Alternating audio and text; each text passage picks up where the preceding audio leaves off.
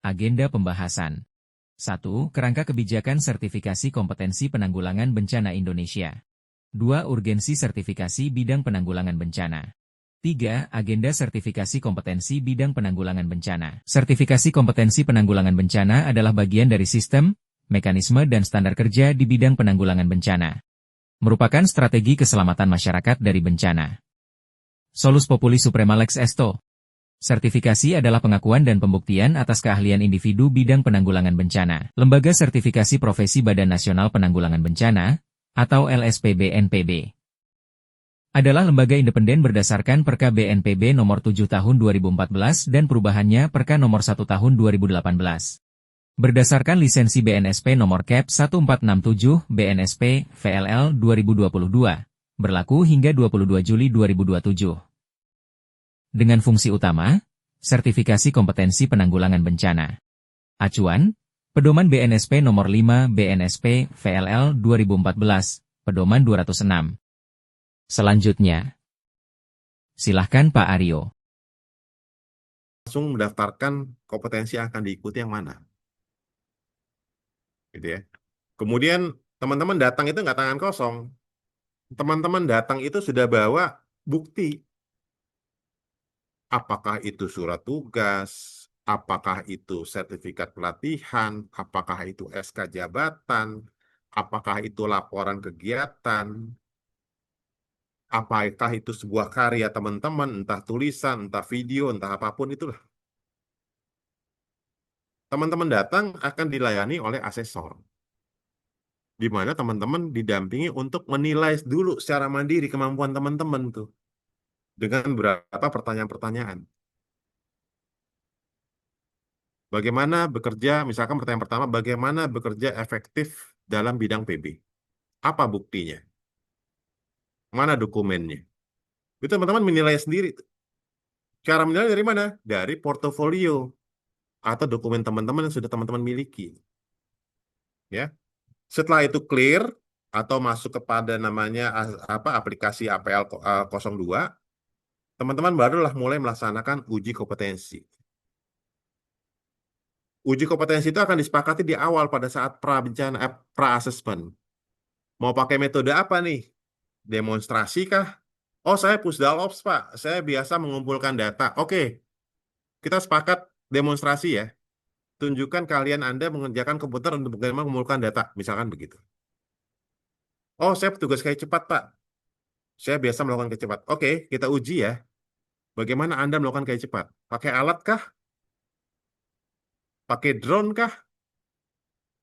Atau pakai data sekunder kah? Atau seperti apa? Jadi akan ada perangkat-perangkat uji yang perlu disepakati. Apakah demonstrasi? Apakah kegiatan terstruktur? Apakah pertanyaan? Ataukah terakhir yang untuk meyakinkan daripada si asesornya atau yang pengujinya, ada metode phone of friends. Telepon temennya tuh, phone of friend. Nah, itu disepakati pre-assessment. Setelah itu langkah keempat atau selanjutnya teman-teman melaksanakan uji kompetensi. Ya. Setelah selesai oleh para asesor, teman-teman dikumpulkan berkasnya, dinilai oleh komite teknis. Jadi dua level nih, ada dua tahap. Setelah uji kompetensi oleh asesor, kemudian akan ada namanya komite teknis untuk menilai dokumen teman-teman. Sebelum teman-teman ketika dinyatakan kompeten akan diterbitkan sertifikat profesi keahlian. Pesannya adalah teman-teman harus lengkapi dulu dokumennya. Entah itu surat tugas, laporan kegiatan, sertifikat, penghargaan piagam penghargaan, sertifikat pelatihan, dan lain sebagainya. Ya. Kemudian teman-teman tadi hampir sama. Nah, ini alur uji komnya. Teman-teman nanti akan mengisi APL 01 itu mengenai data diri. Ya. Kemudian kedua akan mengisi APL 02 untuk menilai kemampuan teman-teman secara mandiri. Kemudian setelah itu baru melaksanakan pra-assessment dampingi oleh asesor kompetensi, melaksanakan asesmen, mencatat bukti. Jadi teman-teman ketika menguji itu dicatat tuh. Ketika teman-teman pra-assessment dicatat tuh. Checklist, oh betul, oh kompeten, oh belum kompeten gitu. Jadi proses seperti itu. Sampai kepada sampai kepada keputusan teman-teman diberikan pengakuan terhadap keahlian teman-teman kompeten atau tidak, gitu ya. Nah, teman-teman, levelnya seperti ini berdasarkan leveling di KKNI di BNSP. Jadi ada 9 level, ya, dari mulai SMA, setara D1 sampai S3.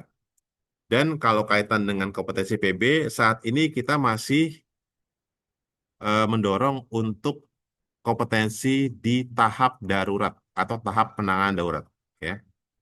Dengan profesi dari mulai hunian shelter, ada manajer di situ, levelnya level 7 sampai 9, artinya sudah orang yang ahli itu. Kemudian koordinator di level 4 sampai 6 dan petugas di level 1 sampai 3. Kemudian pelayanan air bersih ada di level manajer sampai level operator. Kemudian pelayanan peluang pertama ada level koordinator sampai dengan level petugas. Seterusnya pusat informasi, SAR, distribusi bantuan, dan pengkajian cepat. Cuman tolong dimaknai bahwa ketika fase tanggap darurat, jangan terkotak-kotak seolah ini hanya untuk orang-orang di bidang darurat. No. Karena profesi, karena keahlian. Bisa aja dia ada di bidang RR, tapi dia punya keahlian ini, gitu. Nggak ada masalah. Misalkan pusat data informasi hanya untuk urusan Perjatin, Pak. Enggak. Orang-orang Pusdalos bisa. Orang-orang yang untuk kapasitas atau jabatan fungsional analis kebencanaan bisa masuk, bisa. Nggak ada masalah. Jadi maksud saya jangan terkotakan ketika skema kompetensi BP saat ini adalah yang ada di fase tanggap darurat, jangan seolah-olah di luar bidang itu enggak gitu, enggak bisa gitu. Enggak, salah ya. Jadi setiap fase itu teman-teman karena ini keahlian individu, siapapun bisa. Gitu ya. Jadi ini levelnya, jadi ada di level 1 untuk sampai 3 untuk level petugas, kemudian 4 sampai 6 level koordinator, dan manajer seterusnya di level 7 sampai 9. Ya mungkin TRC bisa aja ada di profesi gaya cepat sama pusat data. Atau juga mungkin teman-teman TRC di daerah ada yang punya keahlian di bidang SAR. Silakan, nggak ada masalah. Atau teman-teman di bidang darurat ada yang biasa ngurusin air bersih. Silakan. Atau hunian shelter. Ini tidak hanya BPD, tapi relawan, organisasi, akademisi, private sector. Silakan mereka mau join di sini nggak masalah. Karena ini tidak terbatas pada satu bidang, tapi seluruh stakeholder PB ketika mereka punya keahlian di profesi ini bisa mengikuti. Nah, teman-teman, nanti teman-teman coba akan kita sebar menjadi berapa TUK untuk tempat uji kompetensinya. Ya, ada berdasarkan aturan BNSP, ada TUK tempat kerja, ada TUK mandiri, ada TUK sewaktu. Oke. Apa sih TUK? Ya kurang lebih definisi seperti itu. Tapi perbedaannya adalah, teman-teman, TUK tempat kerja itu seperti orang-orang yang bekerja di hotel, ya, orang-orang yang bekerja di bidang industri, ya. Jadi mereka diuji langsung di tempat kerjanya, ya. Kemudian TUK sewaktu, ya, ini kalau teman-teman lihat gambar di bawah seperti kitchen ini, saya bayangkan ke depan teman-teman yang punya Pusdal Ops, ya, itu bisa menjadi sebuah TUK, menjadi tempat uji kompetensi sewaktu. Untuk siapa? Untuk teman-teman yang memang beroperasi di bidang Pusdal Ops atau gaya cepat. Ya. Jadi ini berapa bentuk TUK yang ada berdasarkan aturan BNSP. Dan sebagai TUK LSP BNPB harus terverifikasi. Oke. Kemudian ini TUK mandiri yang saat ini kita dorong di beberapa wilayah yang ada di Indonesia lah. Ada 22 kalau nggak salah. Jadi ke depan kami harapkan teman-teman BPD juga bisa membentuk TUK-TUK mandiri.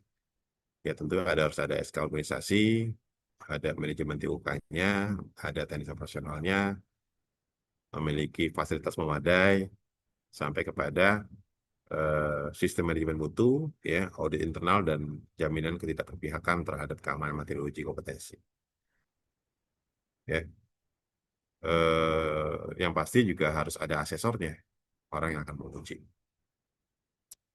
Kemudian teman-teman, ini contoh kegiatan sertifikasi kompetensi 2017 yang cukup banyak saat itu diikuti di Jawa Timur, ya. Dari mulai hampir semuanya, bagian besar itu BBD, ya, dari Bangkalan, Banyuwangi, Bojonegoro, Gresik, Situbondo, juga ada relawan PT Semen Indonesia, Sampurna. Nah, ini contoh aktivitas yang coba kita galakan lagi nih di 2026. Kemudian teman-teman, kita sudah memiliki berapa TUKPB. Yang pertama ada di Sentul, di Inader TG, kemudian Bali, Jawa Timur, DIY, Kalimantan Selatan. Baru tahun lalu Kalimantan Selatan sudah melakukan asesmen, ya. Kota Batu, Jawa Tengah, sampai kepada terakhir adalah Rumah Zakat Bandung. Nanti teman-teman akan kita sebar kaitan dengan program 2006 yang mungkin mendekati dengan wilayah teman-teman. Artinya apa? Ongkosnya nggak terlalu besar gitu. Sehingga teman-teman bisa nanti merapat ke TUK terdekat. Nah, prosesnya seperti ini teman-teman. Ada wawancara, ada pertanyaan.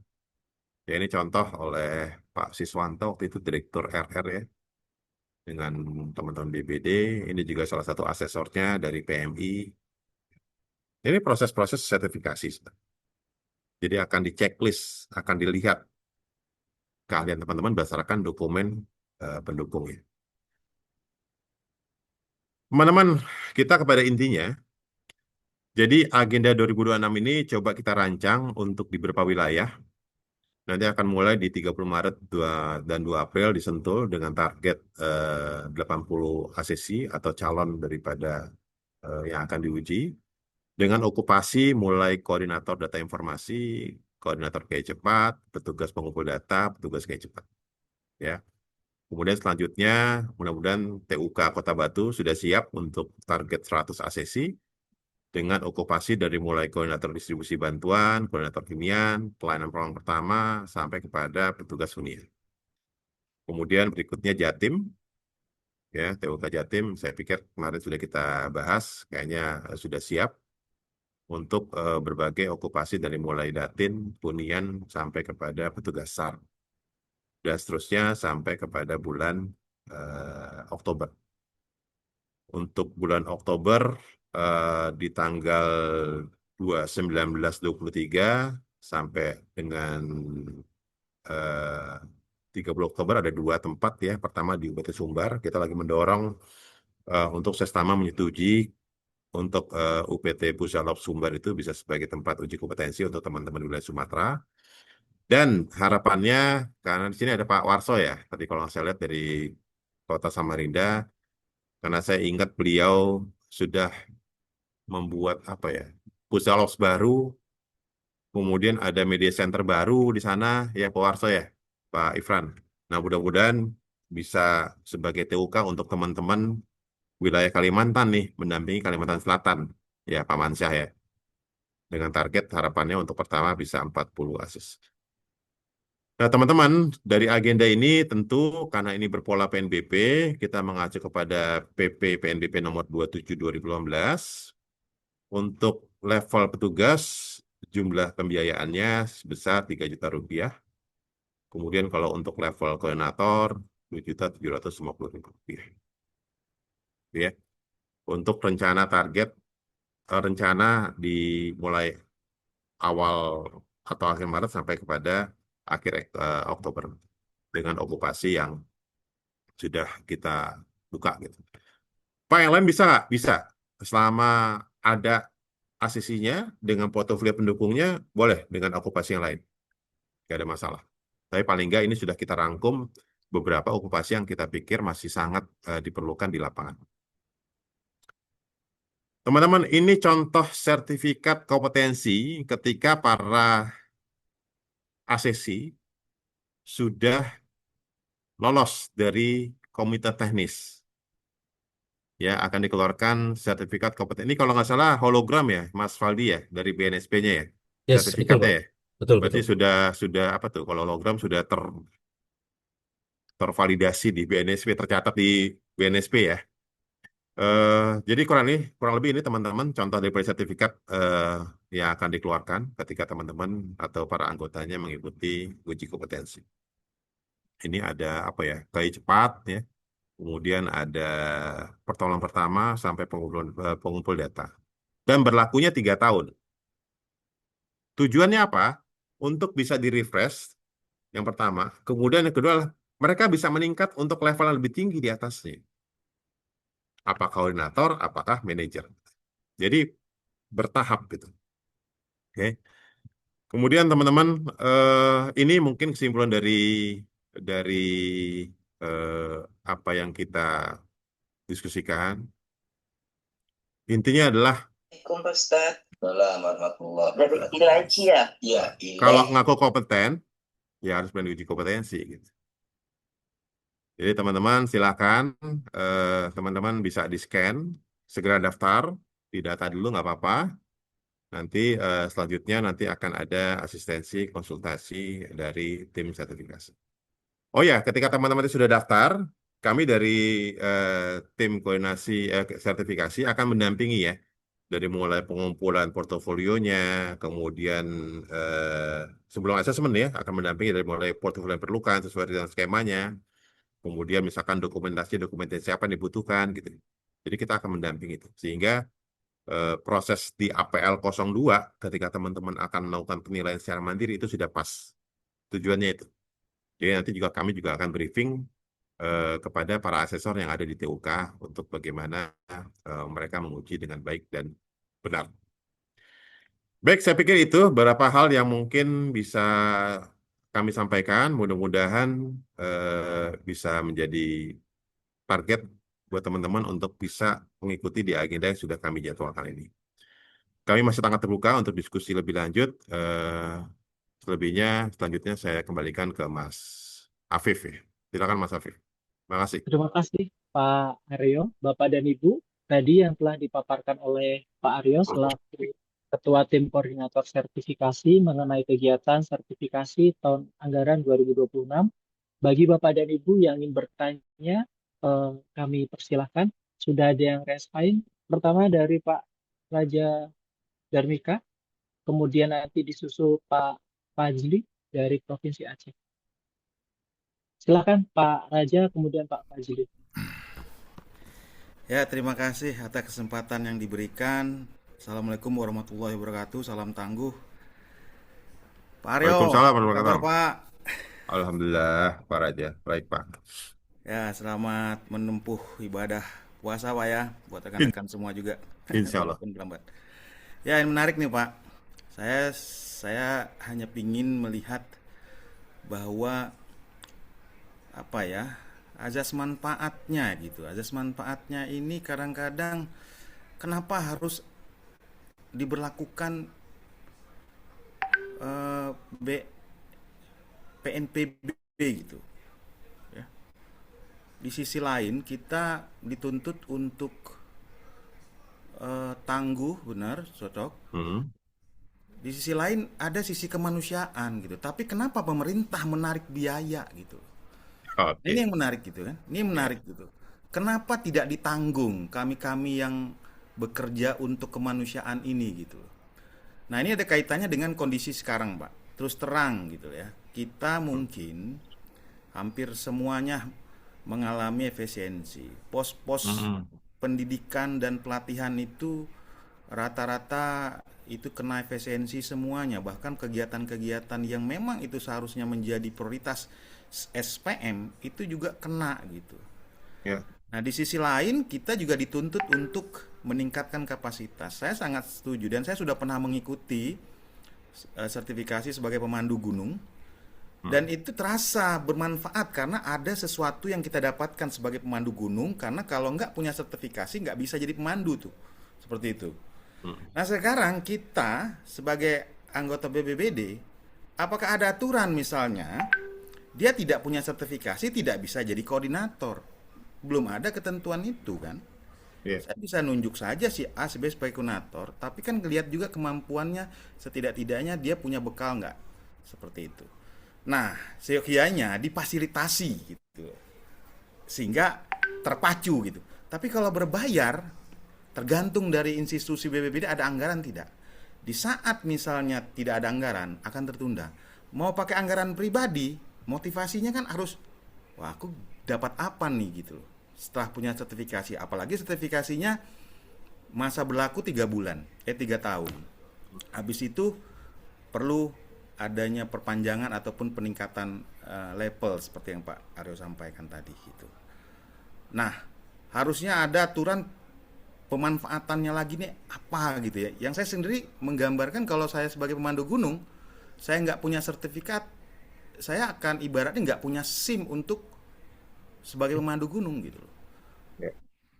Nah, sekarang kalau saya nggak punya sertifikat ini, apakah tidak bisa? Saya rasa masih bisa, Pak. Masih bisa gitu kan. Kecuali aturan sudah mengikat itu. Sebagai kepala pelaksana misalnya, Anda harus punya nih sertifikasi kepala pelaksana. Kan enak gitu kan. Mhm. Ada dorongan itu seperti itu. Nah, harus menunjang nih aturannya. Yang kedua, saya ngelihat TUK PB-nya ini yang terdekat ini nggak ada nih wilayah ke Sumatera, cuma Sumatera Barat sama Sumatera Utara. Aduh, kenapa nggak ada Kalimantan Barat atau di Batam gitu kan?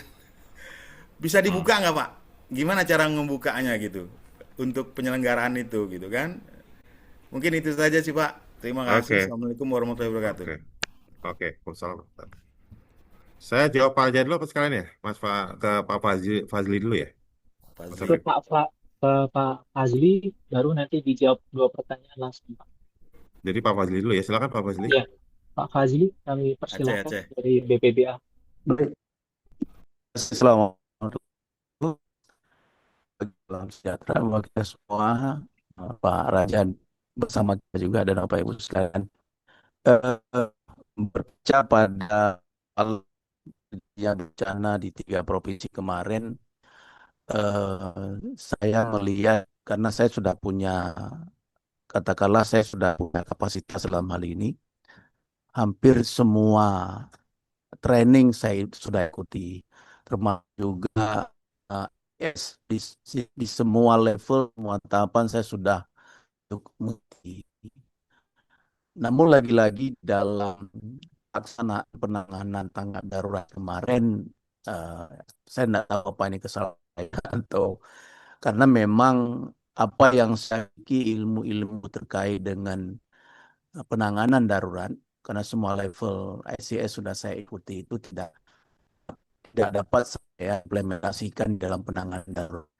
Jadi secara kasat mata memang saya melihat penanganan yang dilakukan kemarin itu memang masih sangat amburadul. Persoalan yang pertama yang kami lihat bahwa tadi Pak Aryo juga menyampaikan seyogyanya pada saat ingin menetapkan status darurat adanya tim TRC-PB atau tim TRC multisektor itu yang harus dimobilisasi ke lokasi bencana sehingga nanti hasil kajian itu dapat disampaikan pemerintah daerah. Namun lagi-lagi ini mungkin sebagai pembelajaran yang besar buat kita dalam penanganan bencana khususnya di Aceh dan juga secara umum di provinsi yang lain. Mengapa tidak dilakukan mobilisasi tim TRC PB? Sementara kami di Provinsi Aceh 2018 itu sudah ditetapkan dengan SK Gubernur Aceh. Nah, ini menjadi persoalan besar, Pak. Ya. Makanya kita berharap dengan inisiasi adanya untuk mengikuti uji kompetensi ini menjadi penting. Saya alhamdulillah Pak Aryo dan Bapak Ibu sekalian sudah mempunyai sertifikasi manajer hunian Pak 2019. Artinya sertifikat yang saya miliki ini sudah cukup lama dan sudah expire hari ini, tidak pernah saya dapat gunakan. Nah, lagi-lagi ini menjadi low motivasi buat saya. Untuk apa saya mengikuti lagi sertifikat apa namanya sertifikasi yang lain. Sementara yang sudah saya ikuti dan dengan pengalaman-pengalaman yang saya miliki, ini tidaklah bisa diimplementasi di lapangan. Ini barangkali Pak Aryo dan Bapak Ibu sekalian Ya, salah satu contoh apa yang sudah saya alami, padahal apa yang sudah saya miliki ini hendaknya bisa saya implementasi dalam penanganan tanggap darurat seperti yang kemarin.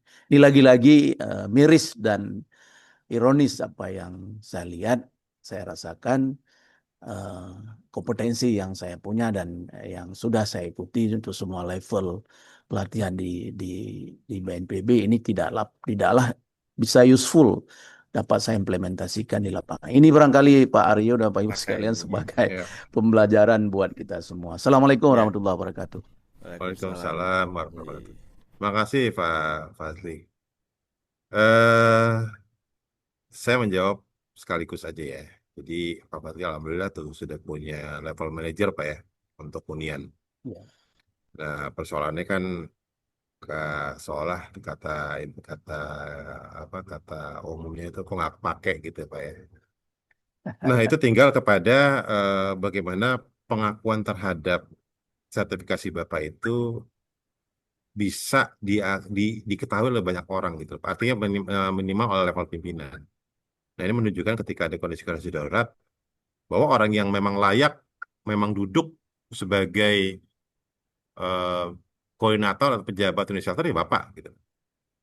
Persoalan mungkin sertifikasi Bapak itu belum diketahui sehingga orang-orang tidak melihat bahwa oh Bapak punya kapasitas itu ketika ada kondisi-kondisi darurat.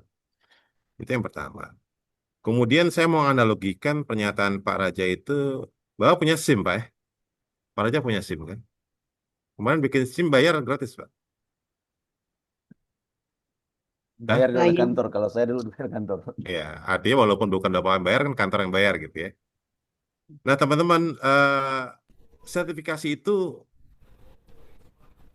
eh, apa ya? Seperti proses yang harus ada bagaimana kelengkapan dokumennya, eh, bagaimana kertas pendukungnya, bagaimana map untuk alat ujinya, kemudian bagaimana si pengujinya, kemudian bagaimana untuk ketika kita harus mengeluarkan sertifikatnya. Nah, proses pembiayaan itu teman-teman harus dilihat sebagai investasi, bukan sebagai biaya. Kalau pemikiran para jahit melihat sebagai biaya, jangan seperti itu pola pikirnya. Tapi kalau lihat sebagai investasi, dengan anggota Bapak itu punya sertifikat, ini jadi modal ketika Bapak Ibu itu bisa membuat sebuah kegiatan dengan private sector misalnya. Jadi, tolong dilihatnya sebagai investasi, teman-teman. Kalau dilihat sebagai biaya, ya akan seperti itu. Sumatera kemarin, ya mohon maaf, di salah satu daerah yang kami anggap sudah cukup established ya, oleh kami nasional, ternyata babak belur juga tuh. Setelah status oleh gubernur, ada simbolisasi posko, aktivitas poskonya nggak ada. Kenapa? Nggak paham orang di situ. Posko harus ngapain. Nah, itu kan kaitan dengan kompetensi. Yang ketiga, teman-teman di luar pemerintah, ini ada Rumah Zakat Bandung, ada tadi PT Indosemen, Padang, ada Sampurna. Saya sederhana lah, di sekolah relawan saya lah Pak, saya kan punya sekolah relawan. Mereka berbayar mau loh individu. Kenapa? Karena lihat sebagai profesi. Kalau kita melihat sebagai bagian daripada organisasi ya, yang terjadi seperti itu. Nggak ada anggaran, nggak ada selesai sudah gitu. Tapi kan di sini kita melihat sebagai individu atau masyarakat. Karena profesi, keluarnya profesi, kapasitas individu, kemampuan individu. Bicara mengenai anggaran, keterpurukan anggaran bukan di tempat Bapak Ibu sekalian. Kami di nasional juga kesedot tuh sama apa makanan beracun gratis gitu ya, atau MBG gitu ya. Makanan Ini kan beracun. makanan beracun gratis Pak, betul kan? Atau Betul, setuju lah. Malik berkedok gizi gitu, kata si Tio gitu kan. MBG.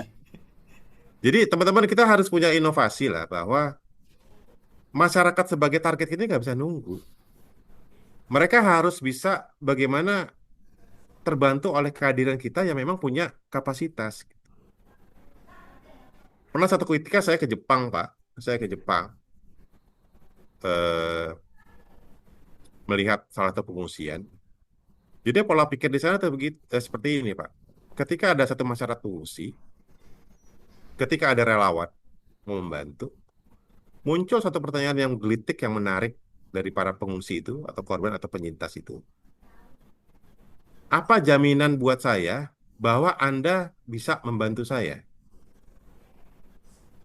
Di luar sudah seperti itu, Pak.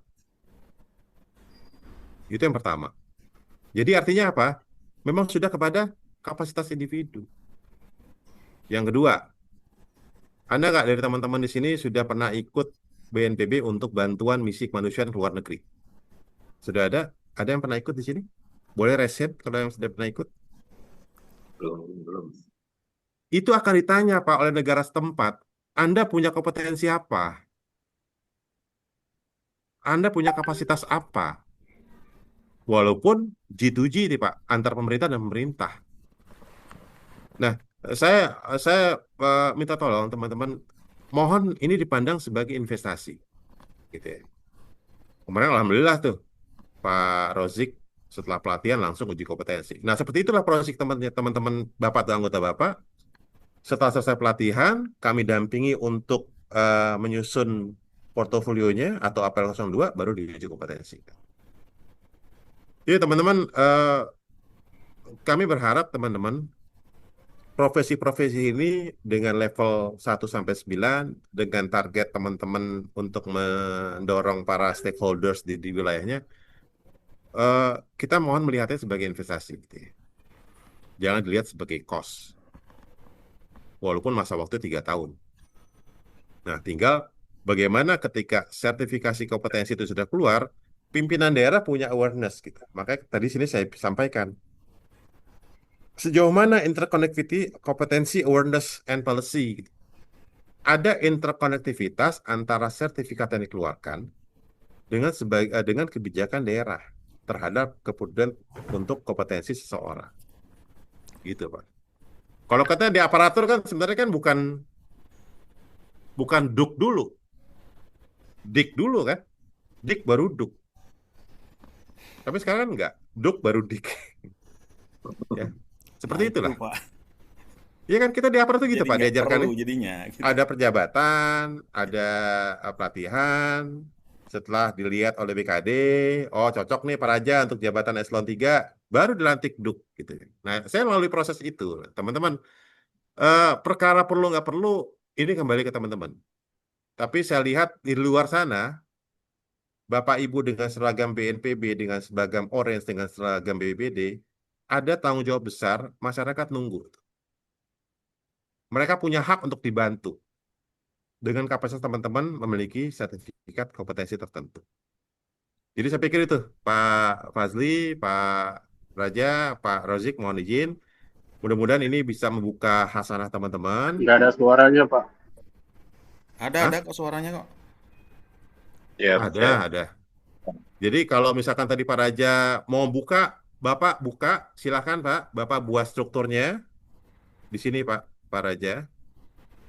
Nanti Bapak bisa melalui tahapan ini, Bapak buat pengurusannya, kemudian Bapak juga akan dilatih, harus dilatih dulu. Tentu ada mekanisme pembiayaan dan segala macam, sehingga teman-teman bisa mendukung untuk penyebarluasan daripada target assessment di wilayah masing-masing gitu. Ya, yang terakhir, ya saya berharap sih pemerintah tetap sebagai leader lah. Kita jangan sampai kalah sama lembaga non pemerintah. Mereka bisa, masa kita nggak bisa. Ya, saya pikir itu teman-teman. Jadi kembali kepada agenda. Mudah-mudahan nanti Pak Raja bisa ikut yang terdekat mana Pak?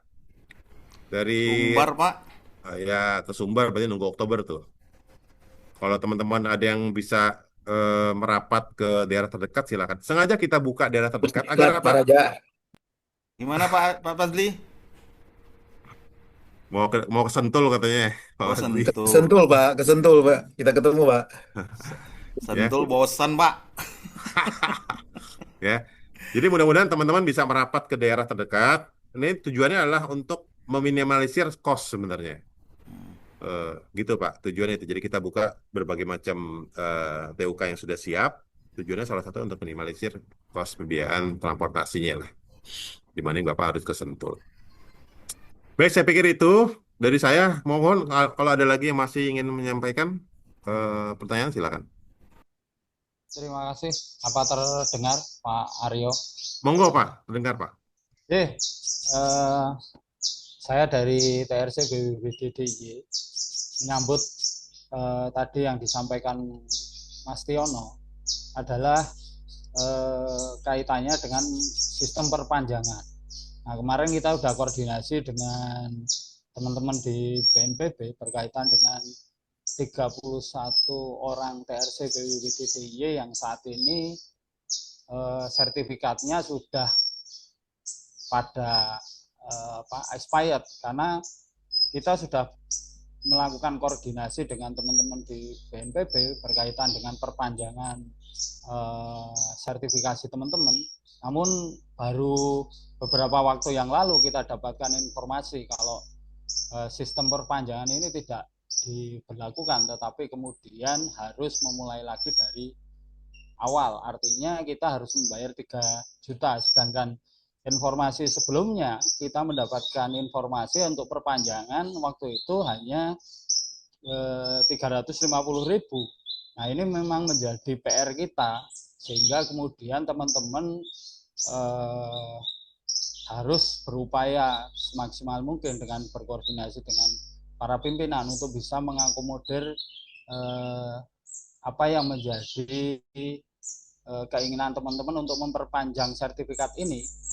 Karena terus terang seperti arahan dari Mas Pres selaku Komandan TRC BPBD DIY, yang beliau adalah yang pernah berangkat ke Turki dengan BNPB, menyampaikan bahwa teman-teman harus bersertifikat karena itu menjadi satu catatan penting, sehingga ketika berada di satu lokasi itu punya kompetensi yang cukup, sehingga kemudian kalau kita diberangkatkan di beberapa daerah kita bisa membantu sesuai dengan kemampuan yang kita miliki.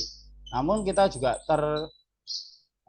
menjadi terbatas ruang lingkupnya, karena sertifikasi yang harusnya bisa kita perpanjang jauh sebelumnya, sebelum masa expired itu berakhir, ini kita tidak bisa mendapatkan jawaban yang pasti, dan kemarin kita harus memulai lagi dari nol, sehingga ini menjadi catatan kalau ke depan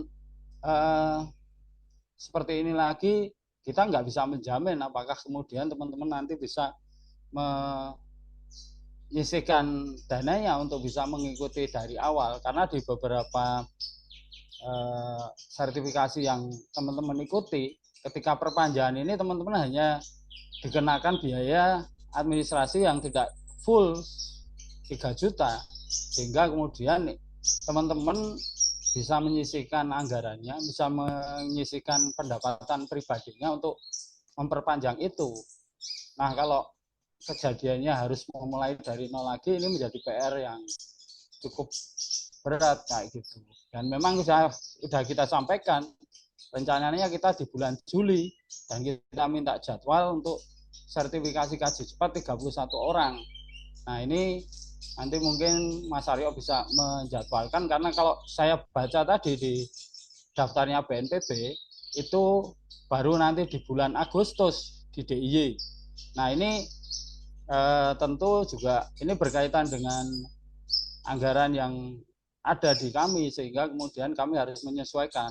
Nah, kalau memang kami bisa melaksanakan di bulan Juli, itu bagaimana kemudian mekanisme yang harus kami lakukan? Karena memang salah satu yang disampaikan tadi bahwa kami harus memenuhi ini, karena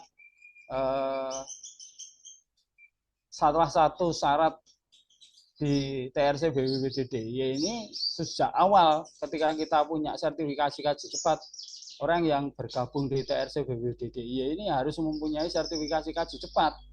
Nah, ini yang harus kemudian kita Baik, pahami menjadi baik. satu poin penting untuk kita bisa harapannya ke depan ketika nanti teman-teman yang sudah tidak lagi di TRC ini ketika kemudian ada Ya, perekrutan, syarat ini bisa kita baik, sampaikan. Demikian baik. Pak Siap. Aryo. Baik, makasih Pak Aris, hampir sama dengan Pak Yono masukannya. Mudah-mudahan Pak, kebetulan saya diberikan tanggung jawab tahun ini untuk memegang sertifikasi. Yang 31 orang itu mungkin nanti bisa menggunakan